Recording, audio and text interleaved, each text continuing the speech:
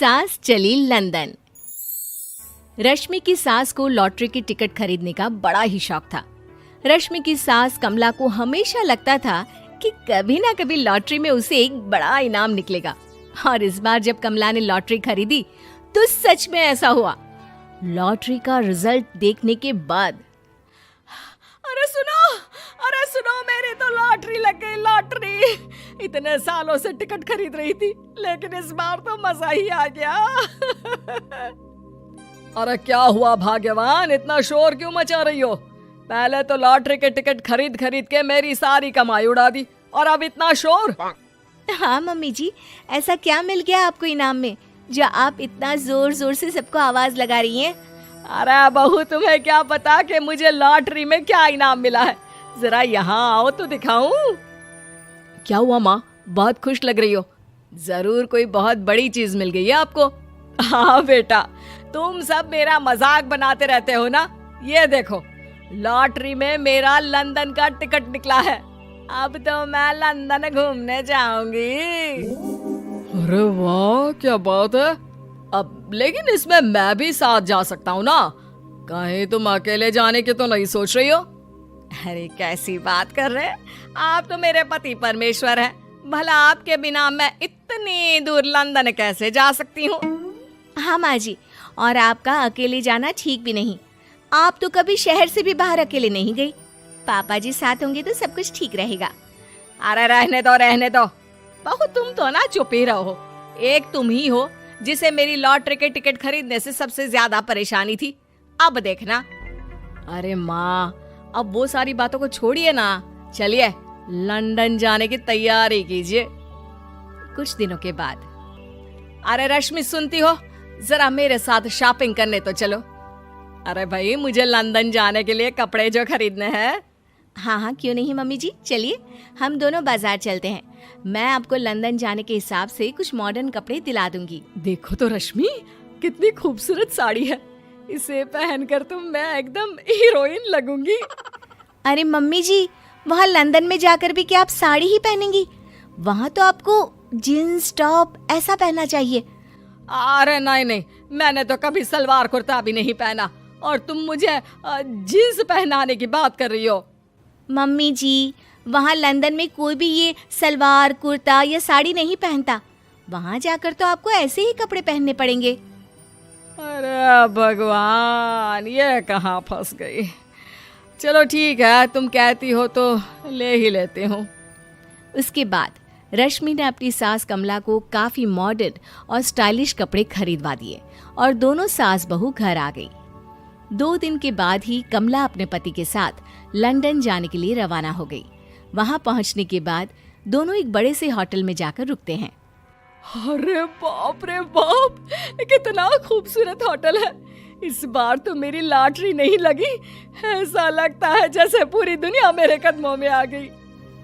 वो बात तो ठीक है कमला, लेकिन ध्यान रखना, हम दूसरे देश में आए हैं और यहाँ के कुछ नियम कायदे हमें मानने चाहिए, वरना लोग हम पर हंसेंगे। आपके कहने का क्या मतलब है? मैं क्या गंवार हूँ? अरे नहीं, मेरे कहने का वो मतलब बिल्कुल भी नहीं है। अरे इन औरतों को तो देखो, कितने छोटे कपड़े पहने हैं। हे भगवान, शर्म भी नहीं आती। मैं अभी जाकर 2-4 खरी खोटी सुनाकर आती हूँ, तब अकल आएगी। अरे नहीं भाग्यवान, ये क्या करने जा रही हो तुम? ये लंदन है, लंदन। यहाँ पर लोग इसी तरह के कपड़े पहनते हैं।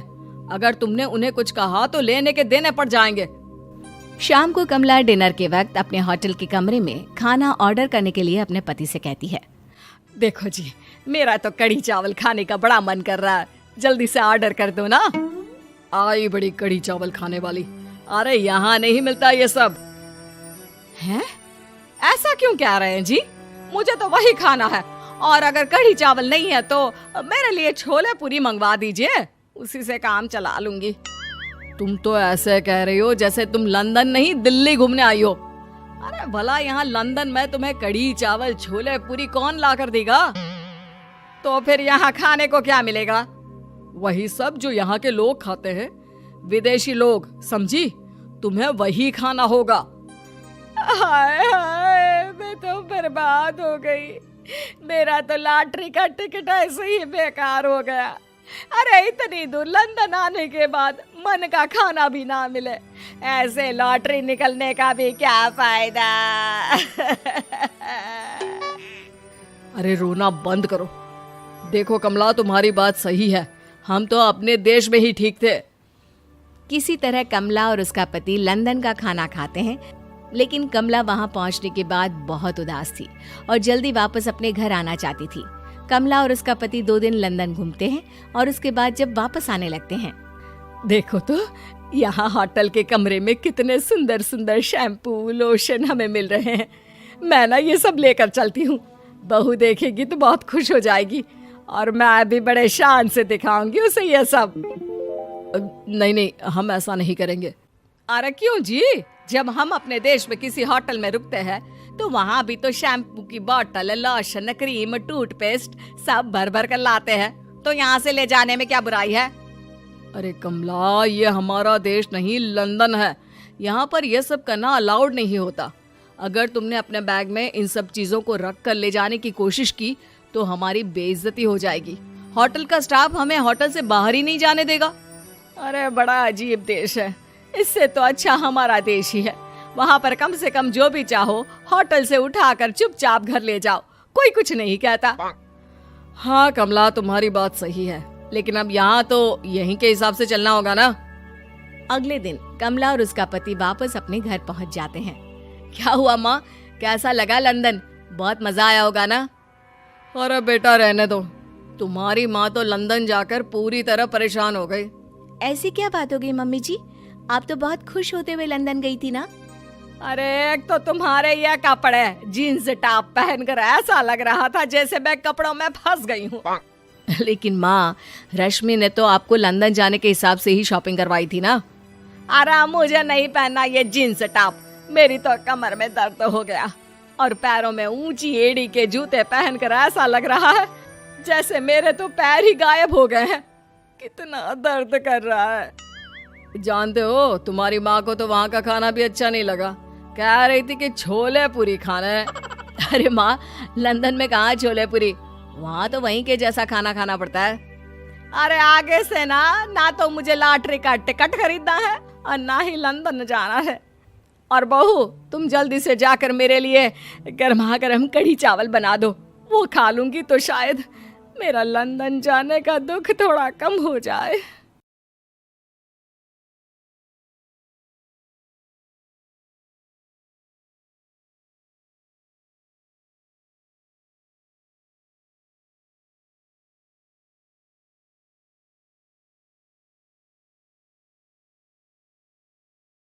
सास के साथ सोने वाली बहू। रजनी और अमर की शादी को अभी कुछ ही महीने हुए थे। अमर अपनी पत्नी रजनी से बहुत प्यार करता था। शुरू के कुछ दिन तो सब कुछ ठीक ठाक चलता रहा, लेकिन फिर छोटी छोटी बातों पर अमर और रजनी का झगड़ा होने लगा। अरे, तुमने फिर से गीला टॉवेल बेड पर डाल दिया। कितनी बार तुमसे कहा है कि सारा बेड गीला हो जाता है। अरे गुस्सा क्यों कर रही हो, गलती हो गई मुझसे, अगली बार ध्यान रखूंगा। बस हर बार पर बस यही कह के चल देते हो। सारा दिन सफाई तो मुझे करनी पड़ती है ना। देखो रजनी, इस तरह नाराज मत हो, मैंने कहा ना मैं ध्यान रखूंगा आगे से। और फिर रात के वक्त रजनी अपना बिस्तर उठाकर बेडरूम से बाहर जाने लगती है। अरे क्या हुआ रजनी, सुबह वाली बात पर अभी तक नाराज हो क्या? नहीं, ऐसी कोई बात नहीं है। तो फिर तुम अपना बिस्तर लेकर कहाँ जा रही हो? मैं मम्मी जी के कमरे में सोने जा रही हूँ। मम्मी जी अकेली है ना। अरे कैसी बात करती हो रजनी, शादी के बाद लड़कियां अपने पति के पास अपने बेडरूम में सोती हैं, सास के पास कौन सोता है? मैंने कहा ना, मेरा मन कर रहा है इसलिए मैं मम्मी जी के पास सोने जा रही हूँ। अरे रजनी, मेरी बात तो सुनो यार, मेरा भी तो मन करता है ना तुमसे प्यार करने का, तुम्हारे साथ रहने का। ऑफिस से थका हारा आया हूँ और तुम मम्मी जी के पास सोने जा रही हो। देखो, मुझे आज अपनी सास के पास सोने का मन है और मैं जा रही हूँ। इतना कहकर रजनी अपनी सास के साथ सोने के लिए उनके कमरे में चली जाती है। रजनी बेटा, तुम यहाँ? मम्मी जी, क्या मैं आपके पास सो सकती हूँ? हाँ हाँ बेटा, क्यों नहीं, क्यों नहीं, बिल्कुल सो सकती हो। लेकिन सब ठीक तो है ना? अमर के साथ झगड़ा हुआ है क्या? नहीं नहीं मम्मी जी, मैं रोज़ रोज़ इनके साथ उस कमरे में सोकर बोर हो चुकी हूँ। थोड़ा सा चेंज हो जाएगा इसलिए आपके पास सो जाती हूँ। आपको कोई एतराज़ हो तो बता दीजिए। अरे नहीं नहीं बेटा, ऐसी कोई बात नहीं, सो जाओ। और फिर अगले दिन। अमर बेटा, तुम्हारा रजनी के साथ कोई झगड़ा हुआ है क्या? नहीं तो मम्मी, ऐसे तो कोई बात नहीं है। क्यों, क्या हुआ? अरे वो कल रात मेरे कमरे में सोने आ गई थी तो मुझे लगा सब ठीक तो है ना बेटा? नहीं मम्मी जी, वो ऐसे ही बस उसका मन किया होगा। कह रही थी कि मम्मी अकेली है इसलिए आपकी चिंता हो रही थी। पर अगली रात को फिर से रजनी अपना बिस्तर उठाकर सास के कमरे में पहुंच जाती है। रजनी बेटा, आज फिर से मेरे पास सोने आ गई। मम्मी जी, आपको मेरा अपने पास आना अच्छा नहीं लगता? अगर ऐसी बात है तो मैं बाहर ड्राइंग रूम में चली जाती हूँ। अरे नहीं नहीं बेटा, ऐसा कुछ नहीं है। पर अमर अपने कमरे में अकेला होगा ना? अरे तो वो कौन से 6 महीने के छोटे दूध पीते बच्चे हैं, उनको डर थोड़ी ना लगता है। इतने बड़े हो गए हैं, 1-2 दिन अकेले सो लेंगे तो कुछ बिगड़ नहीं जाएगा। और इस तरह फिर तो ये रोज की बात हो गई। रजनी रोज अपना बिस्तर उठाती, अपनी सास के पास आकर सो जाती। सास उससे कुछ इसलिए नहीं कहती है क्योंकि उसे लगता है कि बहू बुरा मान जाएगी। एक दिन सुबह सुबह, माँ मेरे लिए चाय बना दो, ऑफिस जाने का टाइम हो रहा है। अरे बेटा, तो रजनी से क्यों नहीं कह देते? मुझे उससे बात करने का बिल्कुल भी मन नहीं है। अरे आखिर क्या बात है बेटा, तुम इतने उदास क्यों लग रहे हो? देखो ना माँ, आजकल रजनी का बिहेवियर मुझे कुछ समझ में नहीं आ रहा। रोज रात को आपके पास आकर सो जाती है।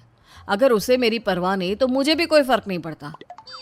अमर गुस्से में ही घर से ऑफिस चला जाता है। ये देखकर सास बहुत दुखी हो जाती है। और फिर अगले दिन, मम्मी जी मैं आ गई आपके पास सोने। हाँ बहू, सो जाओ। पर वो क्या है ना, आज मेरा पुरानी फिल्में देखने का बड़ा मन कर रहा था। कोई बात नहीं, सो जाओ, मैं पिक्चर देखती रहूंगी। ठीक है मम्मी जी। रजनी की सास तेज आवाज में अपने कमरे में टीवी चलाकर रखती है। इसकी वजह से रजनी को नींद नहीं आती, लेकिन वो पूरी रात करवट बदल बदल कर सोने की कोशिश करती रहती है। सास को लगता है कि अब रजनी उसके कमरे में सोने नहीं आएगी, लेकिन अगली रात फिर रजनी उसके कमरे में सोने के लिए पहुंच जाती है। मम्मी जी मैं आ गई। अरे बेटा, मुझे लगा कि कल तुम ठीक से सो नहीं पाई थी। जाओ अपने कमरे में आराम से सो जाओ ना बेटा। अरे नहीं मम्मी जी, कोई प्रॉब्लम नहीं है। इतना कहकर रजनी फिर से अपनी सास के कमरे में सो जाती है। आधे घंटे बाद, बेटा जरा मेरे पैरों पर तेल तो लगा दे। ठीक है मम्मी जी। रजनी अपनी सास के पैरों पर तेल लगाकर जैसे ही सोने लगती है, आधे घंटे बाद फिर से, बहू मेरे सर में बहुत दर्द हो रहा है, जरा मेरा सर तो दबा दे। ठीक है मम्मी जी, दबा देती हूँ। बहुत जोर से नींद आ रही है। अपनी सास का सर दबाकर रजनी फिर से सोने की कोशिश करती है, पर आधे घंटे बाद फिर से, अरे बहू बड़ी जोर से प्यास लगी है बेटा, जरा किचन से पानी तो लेकर आ। अरे मम्मी जी, जैसे ही नींद आने लगती है कुछ मांग लेती है। रजनी चुपचाप जाकर किचन से पानी लेकर आती है। इस तरह रजनी की सास पूरी रात हर आधे आधे घंटे पर उसे किसी न किसी बहाने से जगाती रहती है। रजनी परेशान हो जाती है। सास को लगता है कि इस बार वो उसके कमरे में सोने के लिए बिल्कुल नहीं आएगी, लेकिन अगली रात फिर से रजनी वहाँ पहुँच जाती है। मम्मी जी, आज मैंने आपकी दवाई, पानी सब कुछ लाकर रख दिया है। अब आप प्लीज़ चुपचाप सो जाइएगा और मुझे भी सोने दीजिएगा। देखिए 2 रातों से ना मैं सो ही नहीं पाई हूँ। अच्छा ठीक है बेटा, सो जा। थोड़ी देर के बाद रजनी की सास बहुत ज़ोर ज़ोर से खर्राटे लेना शुरू करती है। खर्राटे इतने तेज़ होते हैं कि रजनी के कानों में दर्द होने लगता है।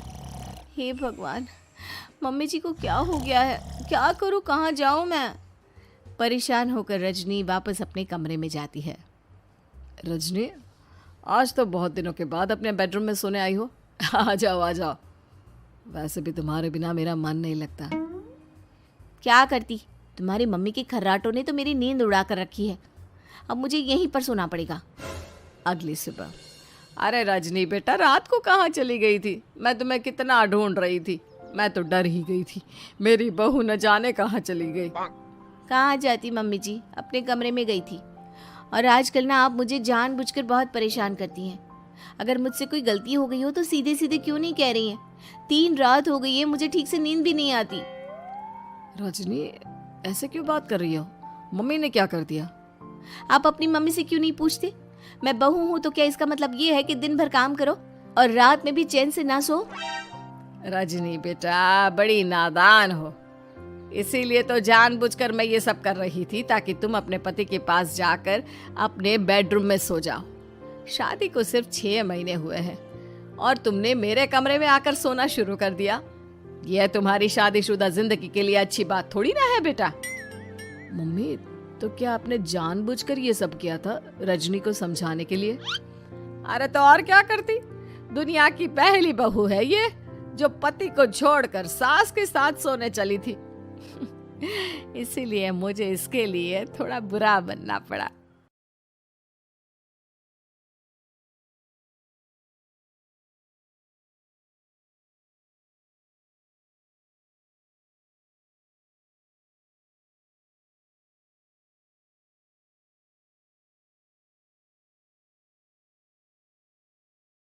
सास के मेहमान।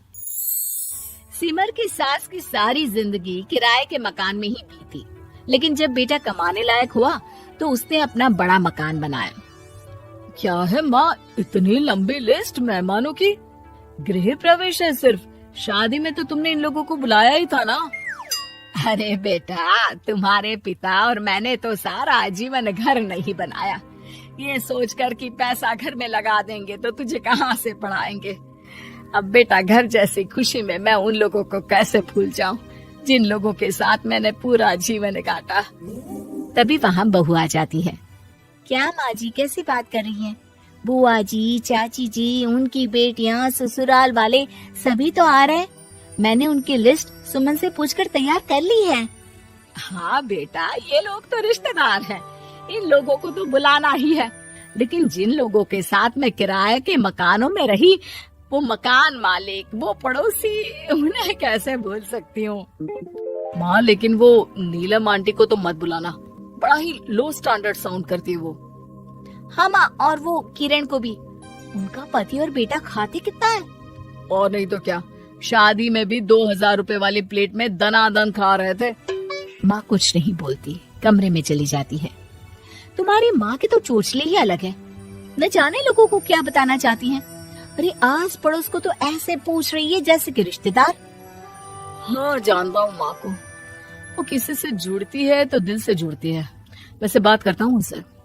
सभी अपने अपने काम में लग जाते हैं। सास को नींद आ जाती है और वो सो जाती है। लग रहा है कि गुस्सा होकर सो गई। कपड़े भी अपने बाहर फेंक कर गई हैं। बहू है ना, नौकरानी जैसी, कर लेगी काम। बड़बड़ करती बहू सास के कमरे में जाती है और कपड़ों को उनकी अलमारी में रखती है कि तभी उसके हाथ में एक एल्बम और कुछ खत लगते हैं। अरे ये क्या है? बहू एल्बम देखती है जहाँ नीलम आंटी और सास के साथ छोटा सा उसका सुमन खड़ा होता है। इनके बचपन की फोटो। वो सारी फोटो देखकर जब खत को खोलती है तो वो किरण का होता है। बहू खत पढ़ने लगती है। खत में लिखा होता है, तू पैसे की चिंता ना कर, सुमन की पढ़ाई में कोई कमी ना हो, हम पड़ोसी नहीं बहने हैं। तभी सास जग जाती है। अरे बहू, क्या हुआ? कुछ चाहिए था क्या? बहू बात घुमा देती है। माँ जी, वो इनकी फोटो देख रही थी नीलम आंटी के साथ। कितनी सुंदर लग रही है ना आंटी? हाँ, दिखा तो जरा फोटो। बहू सास को फोटो देती है। सास फोटो देखकर कहती है, याद आता है, तेरे ससुर जी तो थे नहीं, काम के लिए 10 दिनों के लिए शहर से बाहर गए थे। जब बेटा होने वाला था तब नीलम आंटी और अरुण अंकल ही थे। आंटी बेचारी रात भर मेरे साथ बैठी रही तो अंकल भाग भाग कर दवाई का इंतजाम कर रहे थे। बेटे के होने के बाद भी जब तक मैं घर नहीं आई मेरे पास ही रहे। रिश्तेदार तो आए थे मुंडन में 10 दिनों के बाद। बहू सुनकर खुश होती है। तभी नजर खत पर पड़ती है। माँ, ये किरण आंटी को आपने पैसे वापस कर दिए? हाँ, वो भी समझ कैसे कैसे किए मैं ही जानती हूँ। सुमन के पढ़ाई के लिए पैसों की जरूरत थी। रिश्तेदारों ने तो साफ बोल दिया था कि किसी होटल में काम पर लगा दो। कई लोग बर्तन धोने के साथ पढ़ाई करते हैं, लेकिन किरण आंटी, उन्होंने अपने बुढ़ापे के लिए बचाए हुए पैसों को सुमन की पढ़ाई के लिए दे दिए। यानी कि आज ये जो कुछ भी है वो किरण आंटी के कारण ही ना?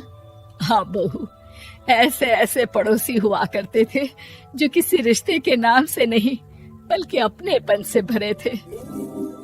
फिर सास का बोलने का रुख तीखा हो जाता है।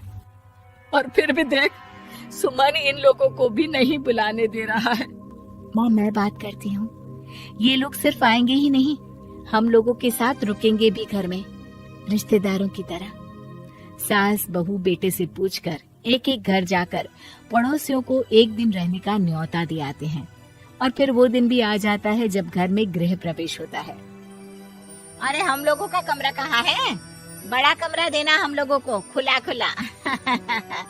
सुमन परेशान हो जाता है कि वो क्या करे, कहाँ किसका सामान रखे, कि वहीं किरण पड़ोसन आ जाती है। अरे सुमन, परेशान ना हो बेटा, हमारे कमरे में रख दो उन लोगों का सामान। हम तो तेरी माँ के साथ ड्राइंग रूम में एडजस्ट हो जाएंगे। और हमारा कमरा कहाँ है? सुमन, जरा सामान कमरे में तो रखवा दो। अरे ये क्या, मेरे कमरे में तो सफाई ही नहीं है। अरे बता देती सुमन, हम कहीं और रह लेते। तभी वहाँ नीलम झाड़ू लेकर आ जाती है। अरे बबली दीदी कैसी बात कर रही है? चलिए मैं साफ किए देती हूँ कमरा। वहीं मामी जी भी आ जाती हैं। अरे सुमन दीदी, सबसे छोटा कमरा हम लोगों को ही देना था क्या?